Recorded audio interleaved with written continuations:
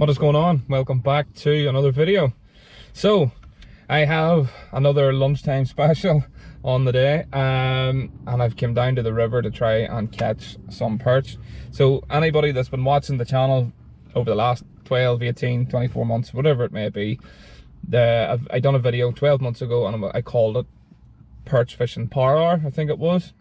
So I do this sometimes as well. I look through my videos and see what I've done, 12 months previous, and then it gives me an idea to go and do it again. So that's the plan. You don't always get perch in this section of the river. It seems to be that they're here and around this time of the year. So that's the plan of attack. However, we've had tremendous amounts of rain in the past week or two, and the river has been really heavily flooded, but it has dropped. Perch, I found you can still occasionally catch them in fast flowing dirty water occasionally. Pike on the other hand, they're no, but obviously we're not chasing them today anyway. And that's it. As I said, I've got an hour lunchtime special, if you want to call it that. I've got heavy flow of a river, dirty. It's going to be hard, it's going to be tricky, but if I get one, I'll be happy. Let's go. Okay, here we go. As you can see, the river is in a terrible state.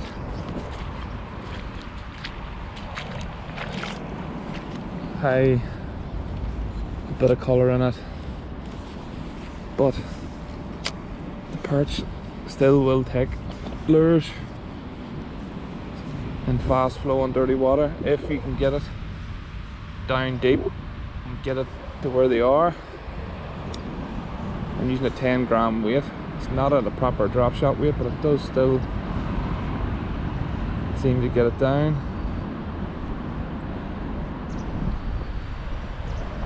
Couple of casts anyway and see what it's like.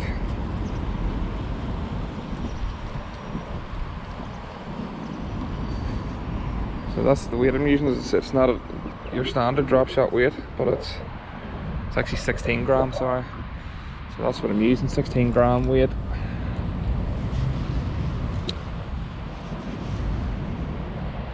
So I think that's going to be the trick then, is to cast upstream. If you do remember from last year as well, it is a very snaggy place.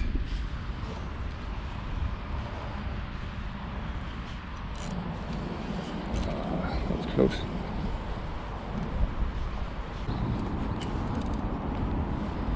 So the last time, a couple of days ago, I was down 16 gram weight, wasn't even holding the bottom.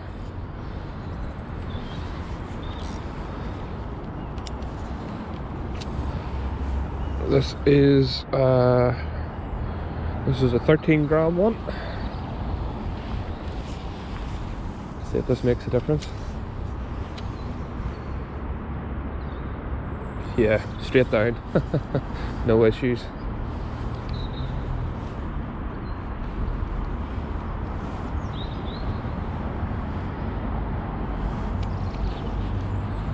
Hope it was this time last year we seen all the perch. There's lots of bait fish in the river, so hopefully the perch have come down with them.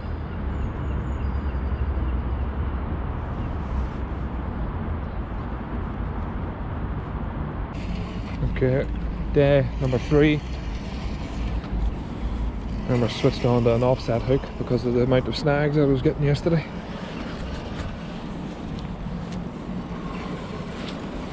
Seven gram tungsten cheb to get me down. There's hardly any flow in the river now at all. If you don't get a bite today, there's no perch here. I've literally got about 45 minutes and no more.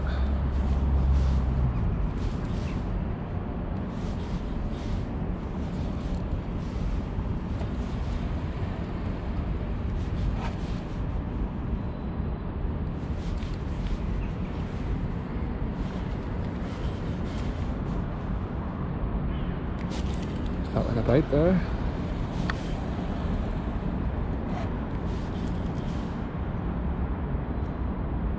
Bit of a bump there, I think.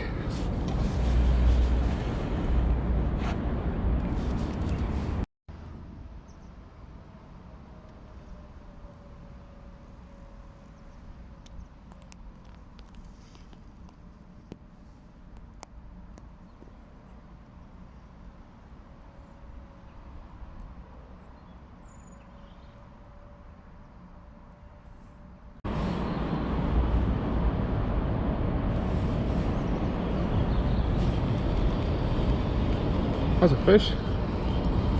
That's a fish. I'm pretty sure this is a foul hook roach. 99% sure this will be a foul hook roach. There was no bite or no. Oh, that's a perch. That is a perch. Did not expect that whatsoever. Two cormorants are hunting out in front of me. There we go. That is the third attempt. Quick half an hour, 45-minute sessions. He's away. Straight back in. You can see him down there. 45-minute sessions. And that's the first fish.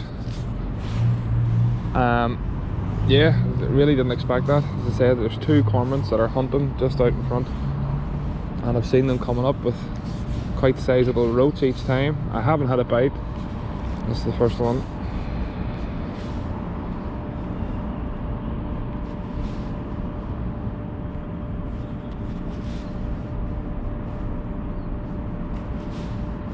Really slow, subtle take. There's another one. That is another take, and that feels like a much better fish. That feels like a much better fish. They've just switched on all of a sudden. Or is this the foul hook roach? No, it's another perch. That is another perch, slightly fatter this time.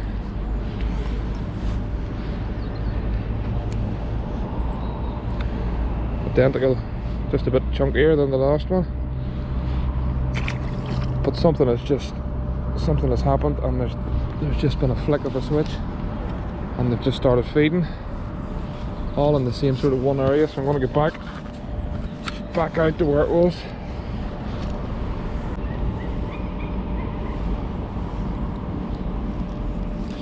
Ah, come on.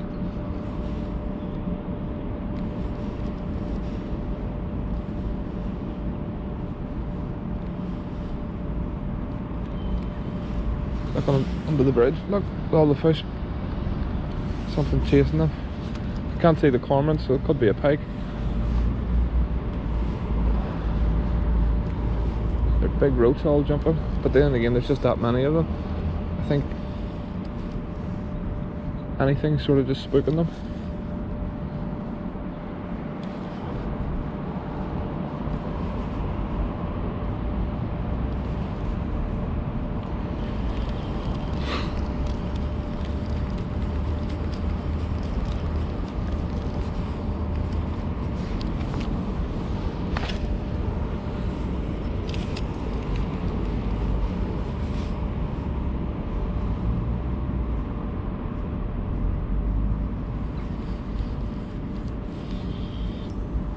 Is that a fish?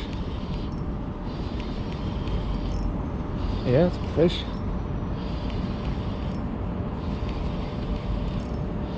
What on earth? I've got about 5 minutes before I have to do the school run. I hope this isn't a pike. No, it's not. It was just very heavy there for a while. No, perchy perch again. Oh, whoa, whoa, whoa, not a bad one either. That's what we want. That's what we want. Get in, tiny dancer. Thank you for playing. Chunky one, alright.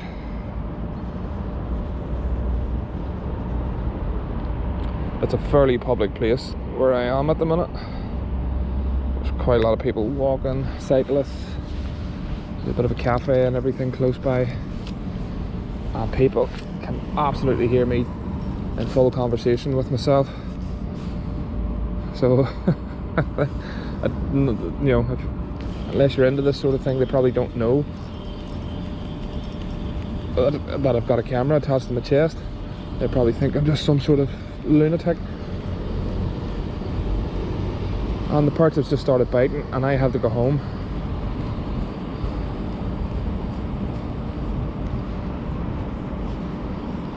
Another really nice one.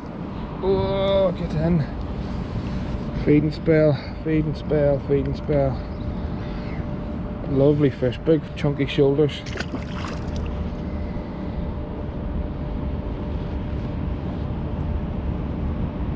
like I said, this is the third time I've come down this week, and I haven't had a bite, and this is the third day, and I only started getting bites in the last sort of 15 minutes of a 45-minute session. First half an hour, not a touch, walking about.